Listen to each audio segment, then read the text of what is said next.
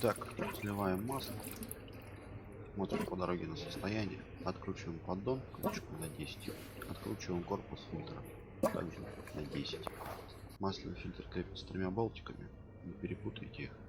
Вот болты от поддона.